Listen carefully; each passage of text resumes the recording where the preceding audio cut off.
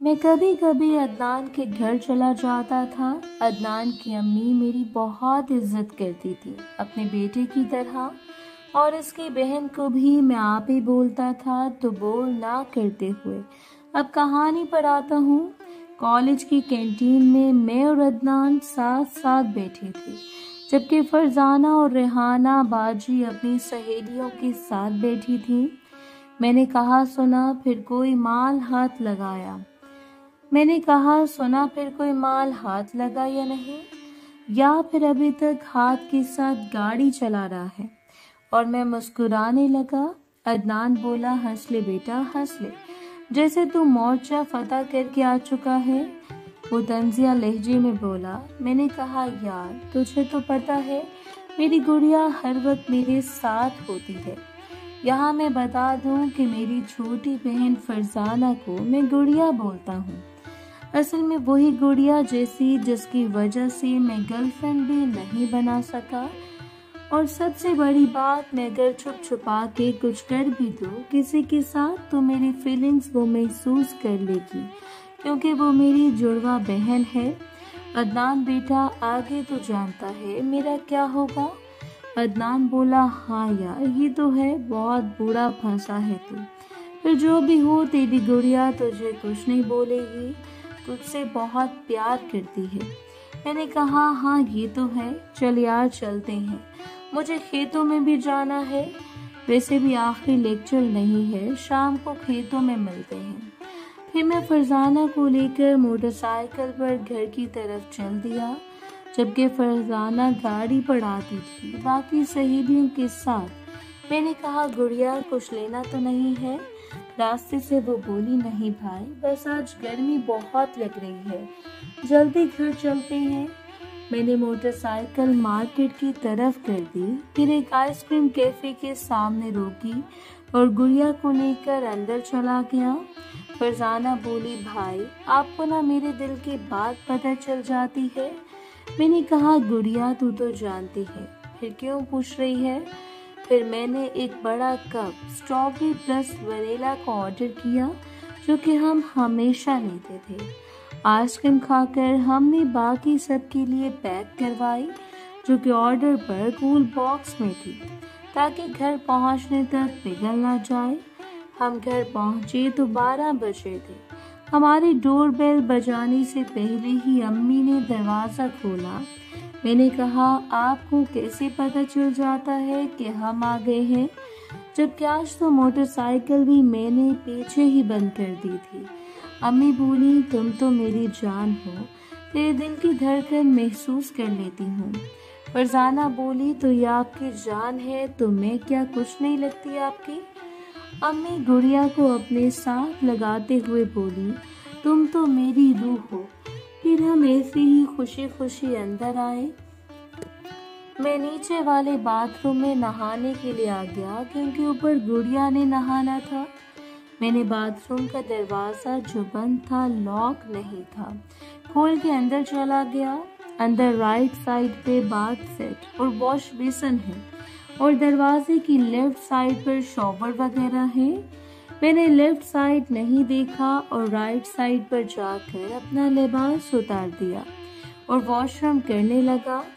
Washroom से free होकर जैसे ही मैं दूसरी तरफ आया तो मेरी जान हलक में आ गई, क्योंकि सामने का नज़ारा ही कुछ ऐसा था। क्योंकि सामने दादी खड़ी थी और मेरे नीचे देख रही थी।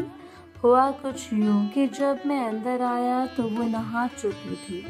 वो अपने आप को टॉवल के साथ साफ कर रही थी या लिबास पहनने लगी थी। जब मैं अंदर आया और इनकी तरफ देखे बगैर ही अपना लिबास उतार दिया, इससे पहले कि वो कुछ बोलती, इनकी नज़र नीचे छोटू मियाँ पर पड़ गई, इसलिए इनकी बोलती बंद हो गई। मैं हड़बड़ा कर बोला, दादी आप? वो होश में आते हुए बोली, वो मैं नहा रही थी तो तुम आ गए। मुझे कुछ समझ नहीं आया। इनकी नज़र अभी भी नीचे थी।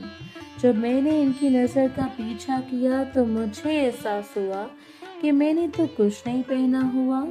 तो मैंने अपने हाथ नीचे ले जाकर खुद को छुपाने लगा। दादी मुस्कुराते हुए और अपना टॉवल साइड पर रखते हुए बोली, अब क्या फायदा छुपाने का, मैं देख चुकी हूँ। इधर आ मेरे पास। मैंने कहा, आप कपड़े पहनो, अम्मी आ जाएंगी। वो बोली, तो इसकी फिक्र ना कर, मैं हूं ना। नीचे से देखा मुझे, इसको देखकर मुझे तेरी दादा की याद आ गई। मुझे दादी के मुंह से ये लफ्ज सुनकर झटका लगा और पता नहीं मैं कैसे चलता हुआ इनके पास चला गया। दादी कुछ देर तक नीचे गौर से देखती रही, फिर अपने हाथ के साथ दरवाजा पेंट करने लगी।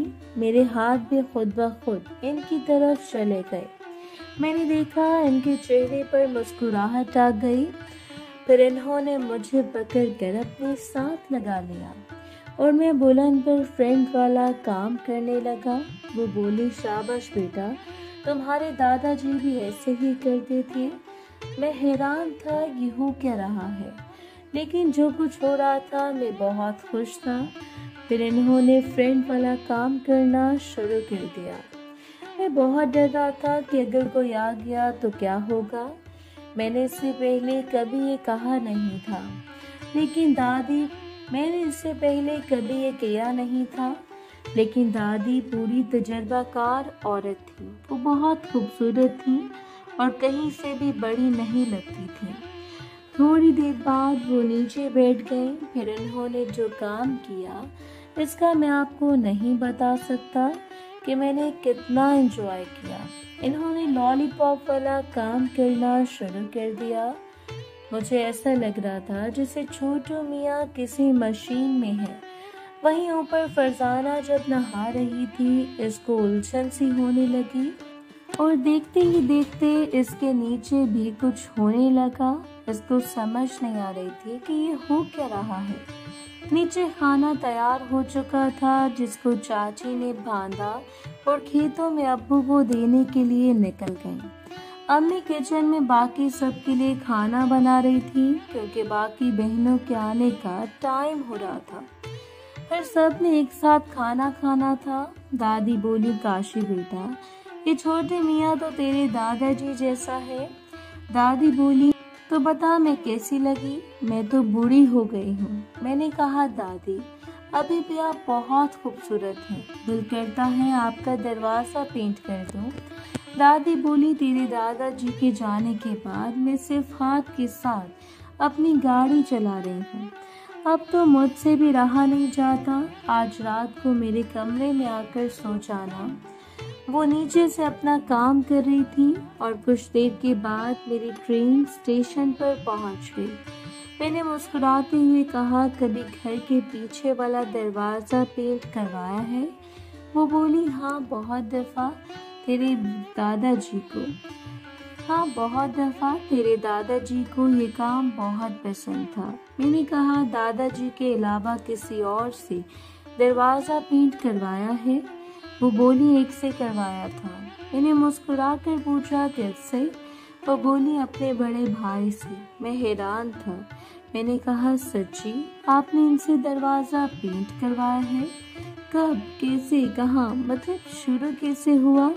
वो बोली, देख अभी कोई आ जाएगा तो रात को आना मेरे कमरे में, फिर बताऊंगी, और अभी ये बात किसी से भी गलती से भी नहीं करनी। मैंने कहा, ठीक है आप जाएं पहले। इनके जाने के 2 मिनट बाद मैं भी निकल आया। सामने बरामदे में फरजाना बैठी थी और मुझे घूर रही थी। ये देखकर मेरे पाँव के नीचे से जमीन खिसक गई। किसको क्या जवाब दूंगा? खैर मैंने सोचा कि किसी तरह इसको समझा दूंगा। इतने में गाड़ी की आवाज आई और सब स्कूल कॉलेज से आ गए। सब जल्दी से फ्रेश होकर आ गए और लंच करने लगे। मुझे चाची नजर नहीं आई तो मैंने अम्मी से पूछा, अम्मी चाची जान किधर हैं? वो बोली, बेटा वो तेरे अब्बू को खाना देने गई है। मैंने कहा, अम्मी दे आता मैं, बाइक पे इतनी गर्मी में वो पैदल क्यों गई है? अम्मी बोली, बेटा वो तुम लोग कॉलेज से थके हुए आते हो तो इसलिए कोई नहीं, अभी आ जाएगी। फिर सब खाना खाने लगे। फरजाना अभी भी मुझे घूर रही थी। मैंने कहा, अच्छा मेरा हो गया, मैं ऊपर कमरे में जा रहा हूँ। आप लोगों के लिए आइसक्रीम लाया था, फ्रिज से निकाल लेना। फिर सब उठ गए। थोड़ी देर बाद मैं पानी लेने नीचे आया तो इसी वक्त चाची घर में दाखिल हुई। तकरीबन 2 घंटे बाद वापस आई थी, जबकि यह काम 30 से 40 मिनट का था। चाची ने अबाया उतारा तो मैंने देखा इनका लिबास ऐसे था जैसे जल्दी में पहना हो और बाल भी बिखरे हुए थे। मैंने कहा, चाची ये क्या हालत बनाई हुई है। चाची ये सुनकर घबरा गई। वो बोली, वो काशी, मैंने तेरे अब्बू को खाना दिया और फिर बाग में गई तो पता नहीं कैसे मेरे ऊपर चोटियां चढ़ गईं। बस इसी चक्कर में इधर उधर खुजली की वजह से ये हालत हो गई। मैं नहाने जा रही हूँ ताकि खुजली से जान छूटे। इतना बोल के चाची अपने कमरे और तौलिया लेकर बाथरूम में चली गई। इतना बोल के चाची अपने कपड़े और तौलिया लेकर बाथरूम में चली गई, पर मुझे कुछ शक हो रहा था कि बात कुछ और है। एक चाची बहुत लेट वापस आई, दूसरा इनकी घबराहट, तीसरा इनकी हालत मुझे पता करना होगा, क्योंकि चाचा भी नहीं रहे तो चाची की ख्वाहिशात होती होंगी। अगर इनका चक्कर है तो किसके साथ, गांव का कोई मर्द? नहीं, इस तरह तो हम बदनाम हो जाएंगे। तो क्या मेरे अब्बू? नहीं, मेरे अब्बू ऐसा नहीं कर सकते। चाची तो इनके छोटे भाई की बीवी है। नहीं, मेरे अब्बू ऐसा नहीं कर सकते। चाची तो इनके छोटे भाई की बीवी है और अब्बू तो चाचू को बेटा मानते थे। इस हिसाब से तो चाची इनकी बहू लगती है, पर इस खानदान में कुछ भी हो सकता है। जैसे दादी का अपने ही सगे भाई के साथ रिश्ता, तो मेरा शायद ठीक है। अब्बू और चाची के दरमियान कुछ है। पता तो लगाना पड़ेगा। एक तरीका है, कल जब चाची खाना देने जाएंगी तो इनका पीछा करता हूँ। मैं वापस कमरे में आ गया। काफी देर सोचता रहा, फिर अचानक ख्याल आया कि चाची के चक्कर में तो पानी लाना भूल गया। मैं फिर से नीचे आया। जैसे ही किचन की तरफ जाने लगा, मुझे किचन से कुछ बात करने की आवाज आई तो मैं छुपकर सुनने लगा। मोहतरम नाज़रीन और सामीन, इस कहानी का बाकी हिस्सा अगली आने वाली वीडियोस में पेश किया जाएगा। अगर आपको वीडियो अच्छी लगे तो वीडियो को लाइक और हमारे चैनल को सब्सक्राइब जरूर करें। शुक्रिया।